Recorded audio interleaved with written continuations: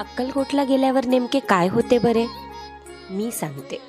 अक्कलकोटचे स्वामी वटवृक्ष मंदिरात पोहोचल्यावर श्री स्वामी महाराजांची शांत मूर्ती पाहिल्यावर भान विसरायला होतं. माणसाचे अहंभाव आपसुकच गळून पडतात. त्या आनंदाचे विश्लेषण करता येणे अशक्यच असते, परंतु डोळ्यात आपोआप आनंदाश्रू तरळतात. ही कोणती शरणागती असते जी देताना राग, लोभ, मत्सर, मोह व मायेने ग्रासलेल्या मनुष्यासही आनंद देते? कळतही नाही. असे वाटते की जगात हेच एकमेव चरणद्वय आहेत जेथे डोके टेकून आपले सुख दुःख, पाप पुण्य सारे मनोरथ सांगून टाकावे. बाल हट्ट धरावा, रुसावे, फुगावे, लाड करून घ्यावेत. स्वामी महाराजांकडे अशी कोणती जादू आहे ज्यामुळे शहरातून आलेली तरुणाई सुद्धा तासनतास पारायणाला बसतात? रांगेत गोंगाट करणारी बच्चे कंपनीही गाभाऱ्यात पोहोचल्यावर शांत होतात.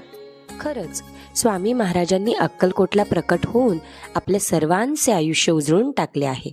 श्री स्वामी समर्थ.